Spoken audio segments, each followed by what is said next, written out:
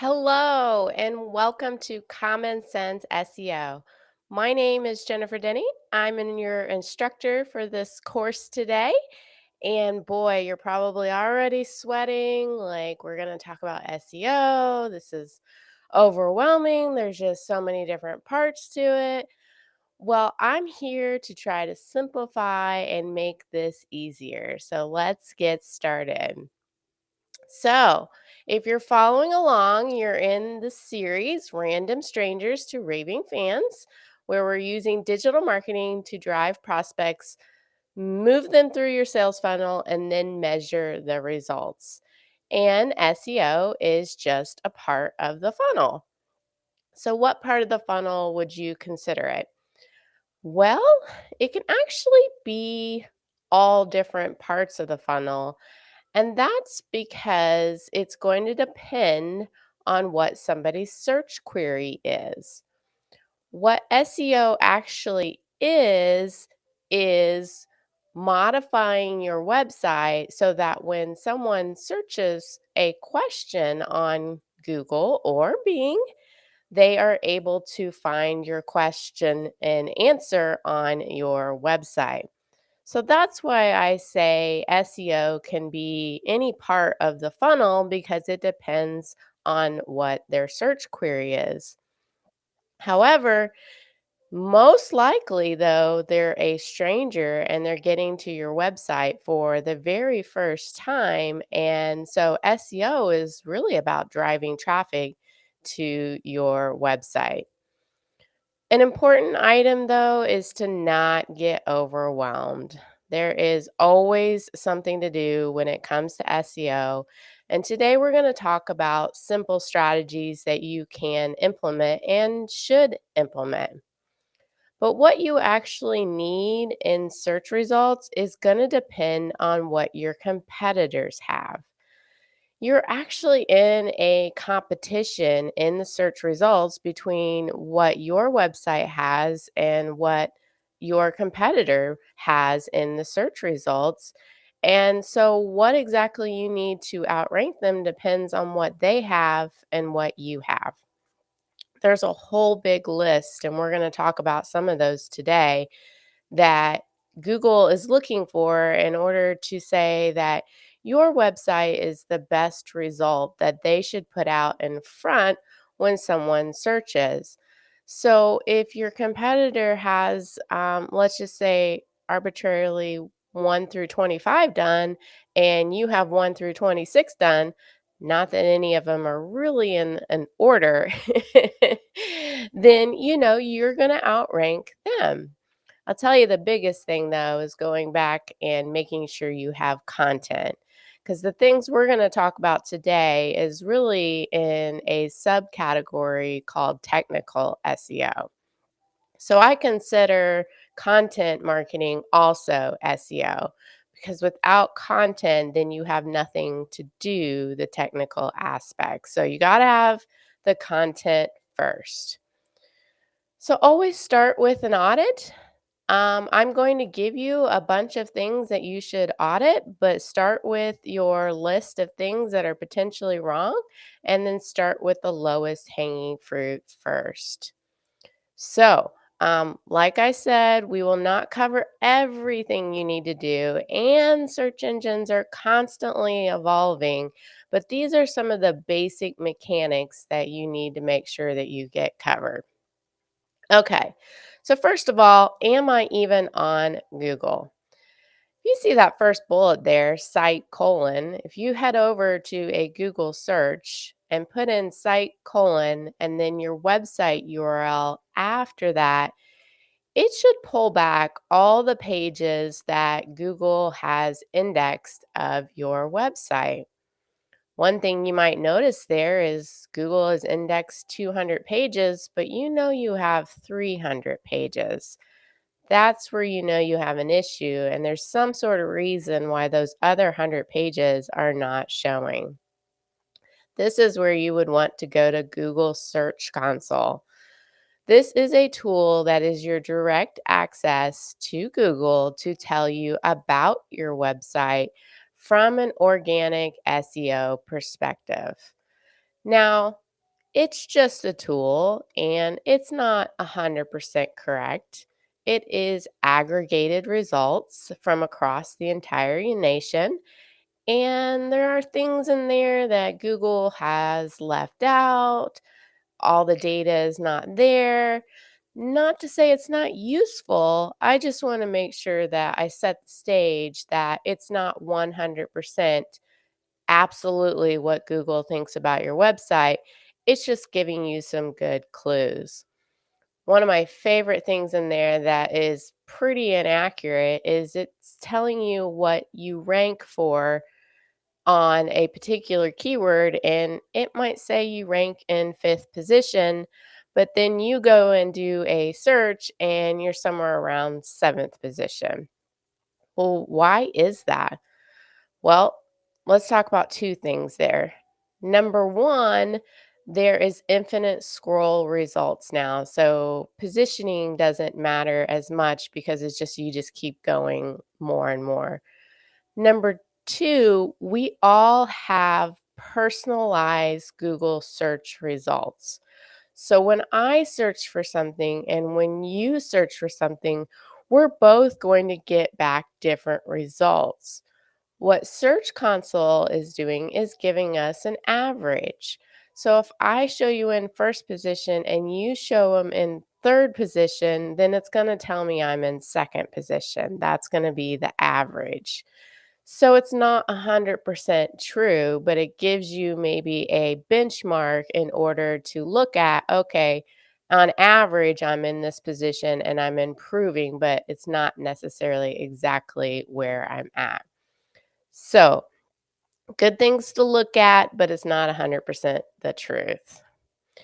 All right. So, let's start with what I would say is one of the biggest, I don't want to say factors, but site speed. If your website doesn't load, then nothing else matters. They're never going to get to the website because it doesn't load.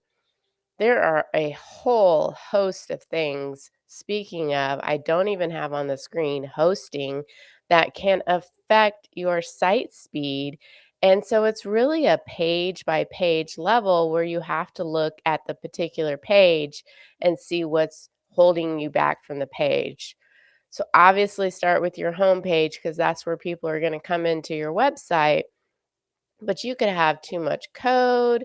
You could have images that are too large. You could have all kinds of things like videos that are too large.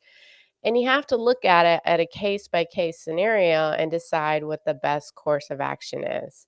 So, again, if the website doesn't load, the rest of this doesn't matter. This seems like a no brainer, but I've got to bring it up.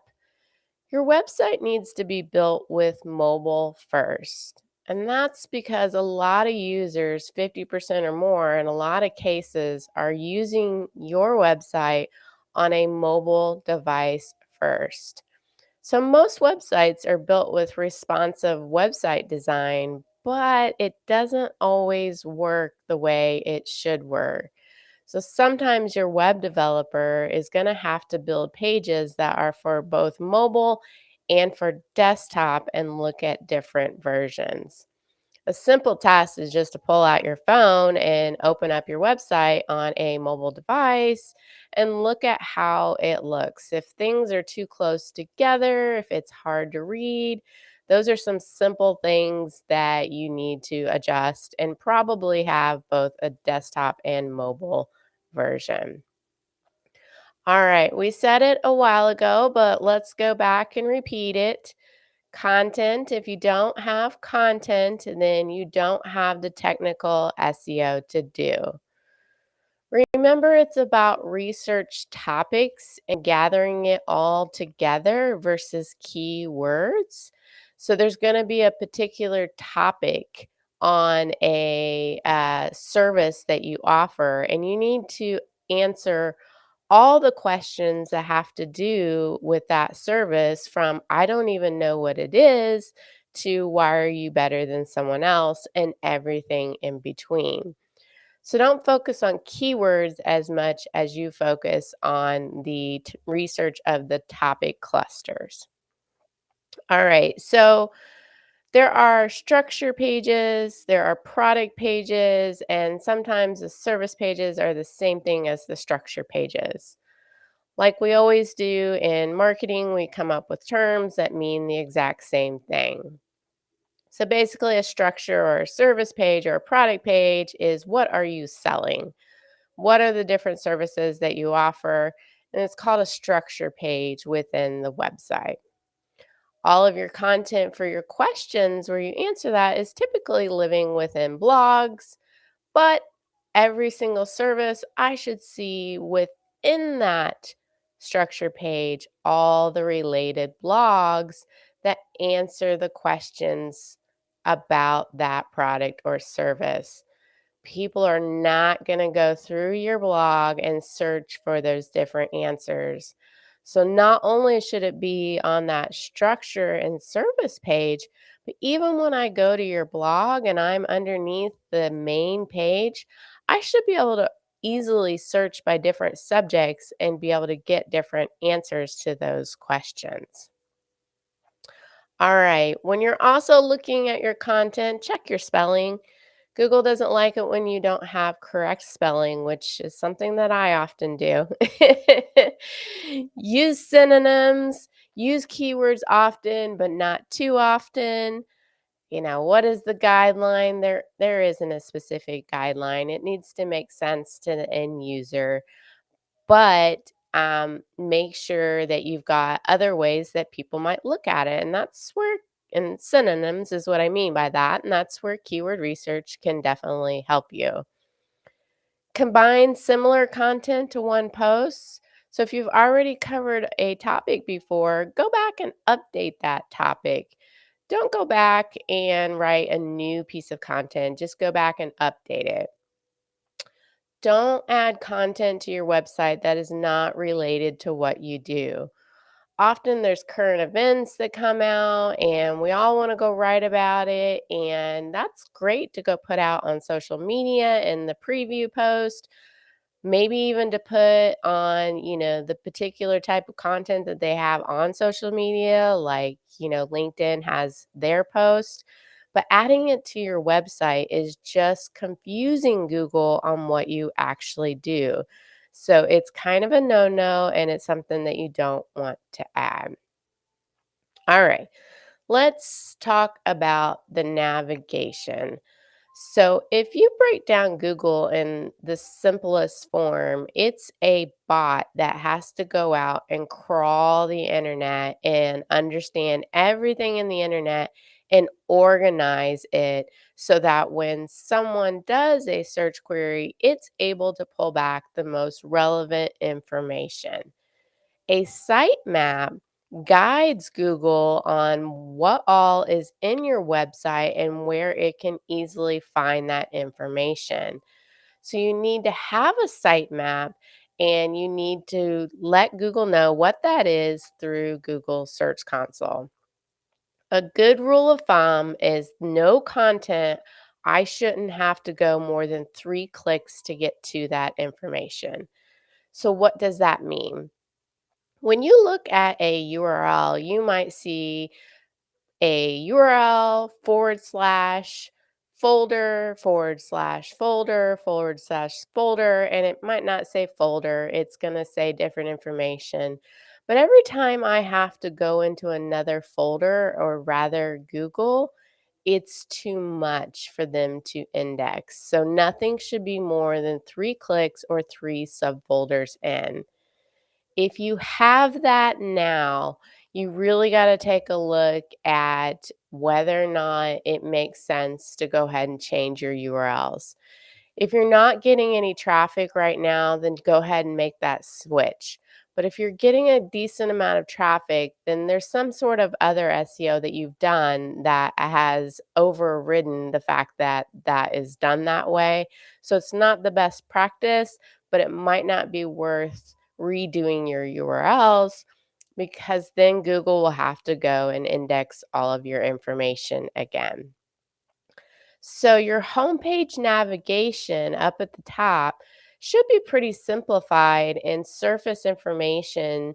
And once I get to those, what we will call structure pages or service pages or product pages, that's when I will then get to the sub information or taking people down the funnel of your product or service and all that additional content.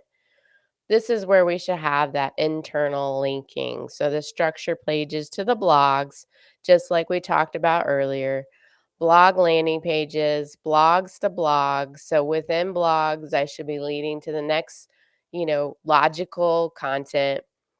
And that's because if I go out and search and I'm searching for I'm somewhere along the funnel, so I already know I need this product or service, and I am asking a particular question, so I'm somewhere in the middle of the funnel, and I come in because to your website because you have a blog that ranks on that subject. I should be able to logically be able to click through and get to the next step of the buying cycle within that blog so that I am being brought down the funnel. All right. Let's get into a little bit more of the technical things. So, the pages of your website, whether that be a structure page or a product or a service page or a blog, has a title tag. And that's telling Google, those bots, what your page is about.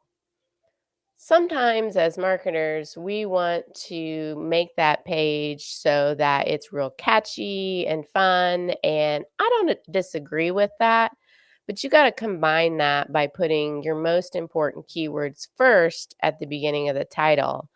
Because if I don't even show up in the search results, then I might not even get people to click, might not even show in order to drive traffic. Now, you might be able to drive traffic organically and you might get people to click more often on like, and organically, I mean like in social media post. But it's not going to play with SEO. So you got to kind of marry those two.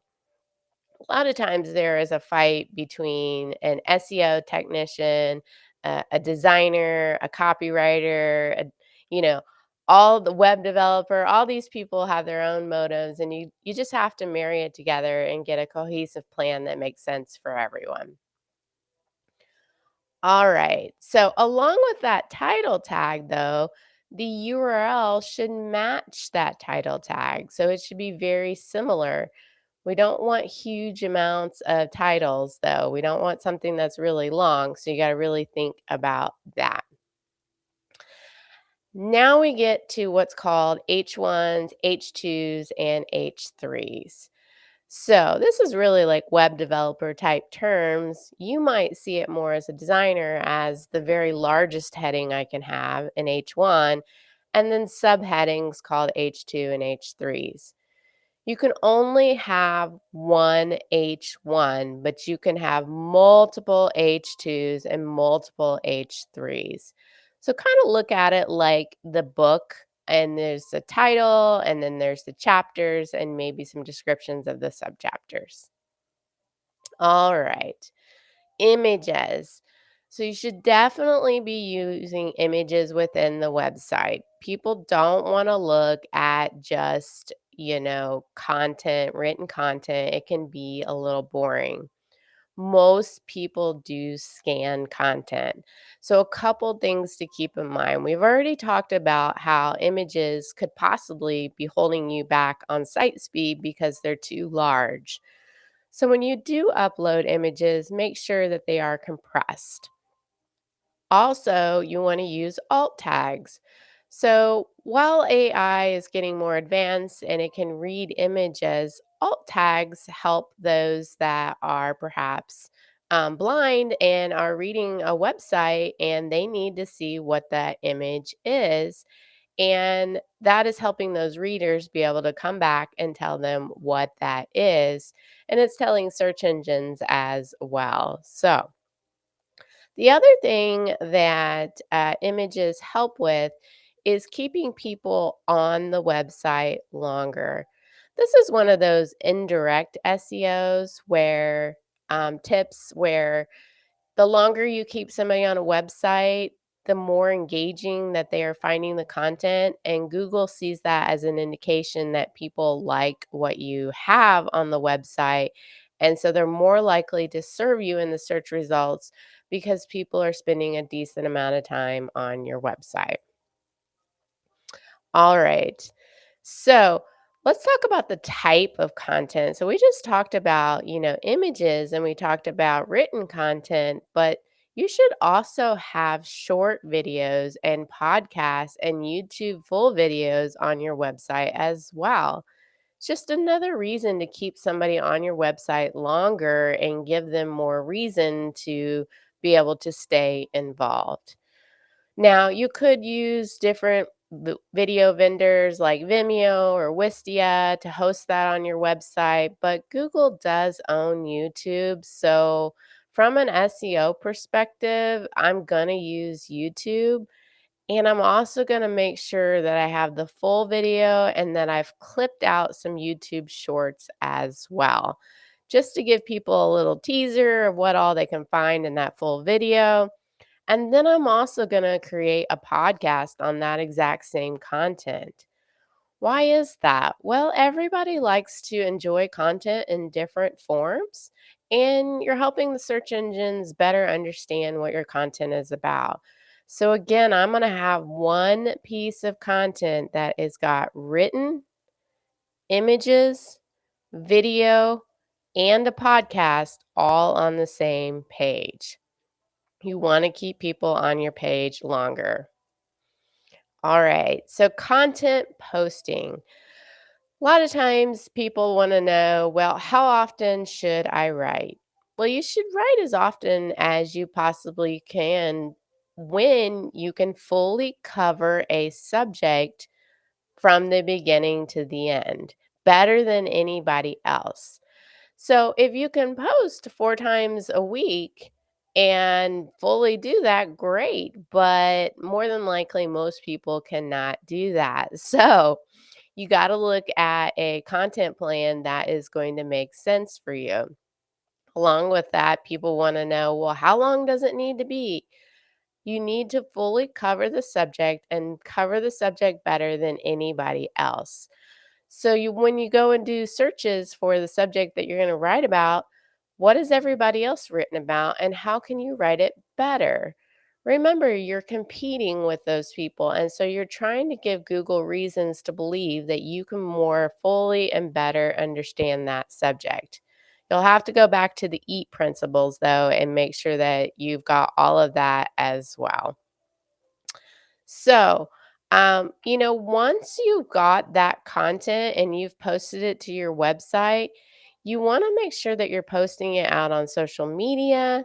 You want to make sure that you have it in your email marketing. And so there's different ways to drive traffic to it, not just by search engines. Also, it's all about fresh content. So you need to consistently be adding content to your website. That is an indication to Google that you are relevant and up to date. All right, let's talk about the types of URLs. You're looking on the screen and you're probably saying that's all the same URL, Jennifer. Actually, it's not, and Google treats all of these differently. All of these URLs might exist and super technical, but you need to get to the hosting level and make sure that they all direct to one type of them, except for the third one down, the subdomain dot domain. So that is anytime you have a subdomain. I see this a lot when people create landing pages. They use tools like HubSpot, and they end up with these subdomains. And remember where I talked about how you don't want content that where you've already covered the subject once and then you're covering it again?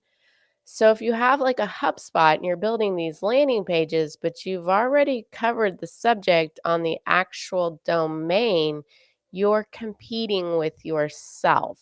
And so you don't want to do this. I always say that you just need to build a website correctly in the first place.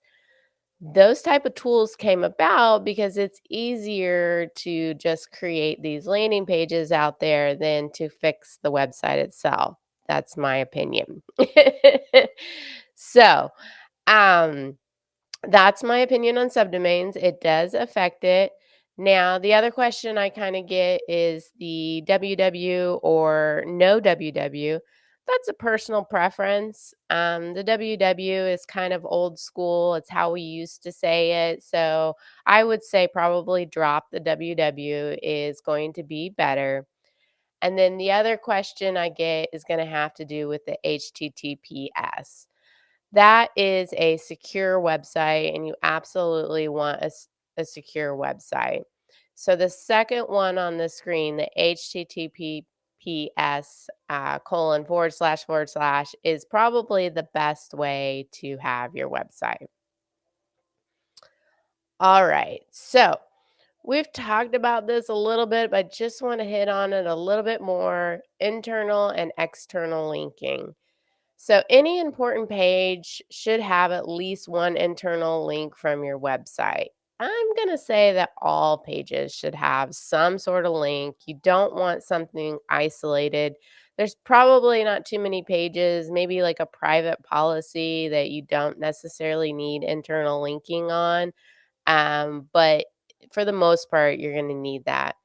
You also need external links. So you need to establish trustworthiness and you need to externally link to other websites.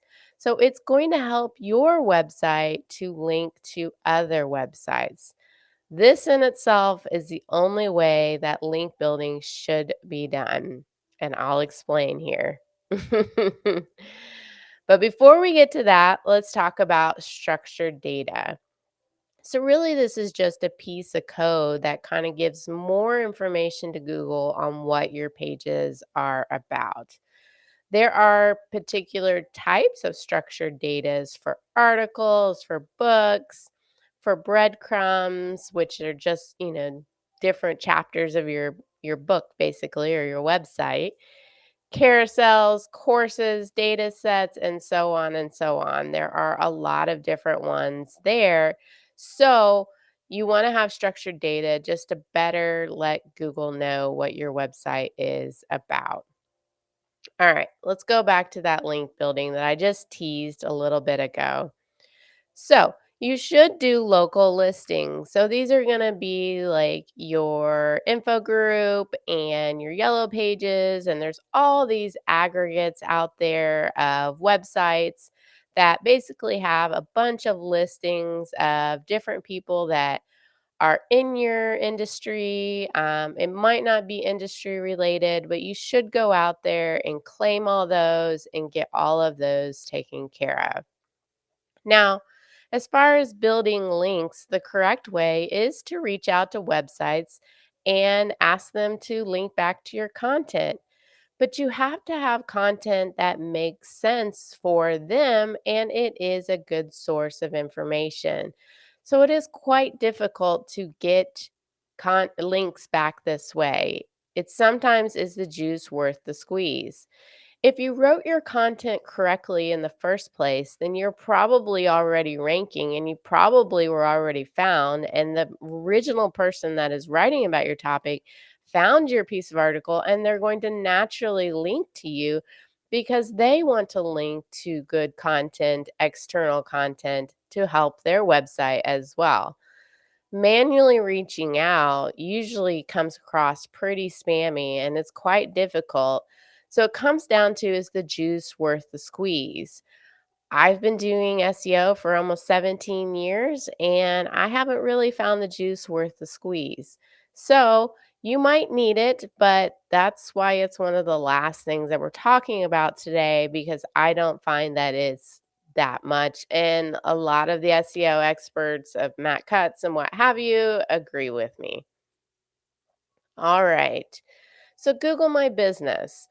Sometimes people think because they're a national business that they don't need Google My Business.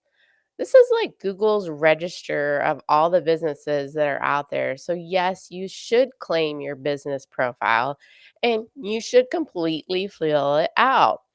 Depending on the type of business that you have, there's lots of different things to add. You might have to add descriptions and images and videos and products and so on and so on.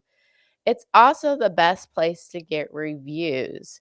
So if I'm looking for the first source that I want to get reviews, I'm going to get them on my Google My Business first. That's a good indication to Google that you are a good website, and so it's going to help you out from an SEO perspective. All right, let's talk about some indirect SEO tips as we kind of wrap this up. We've already talked about this, but just to bring it up again, an indirect SEO is lag time or how long people spend on your website. So remember having your content in a scannable format that has images on there, kind of a Z pattern. That's how we read from left to right to down horizontally and then over. And you're going to have images and videos and podcasts and short videos and what have you. Keeping someone on your website indicates to Google that you have great content. All right. So after you post, you want to go ahead and go in Google Search Console and notify them that you do have a new piece of content. And when you update content, you want to do that as well. And just like Google says, post your content on social media channels, tell everybody about your site, be active in communities where you have like minded people about your products and services that mention your site. All right. Well, that is it for today on SEO. Hopefully, you didn't find this too overwhelming. There is definitely a lot when it comes to SEO. And remember, you're competing with your competition in the search engine results, not necessarily, having every single item that I've listed today. These are just good SEO tips. All right. Take care.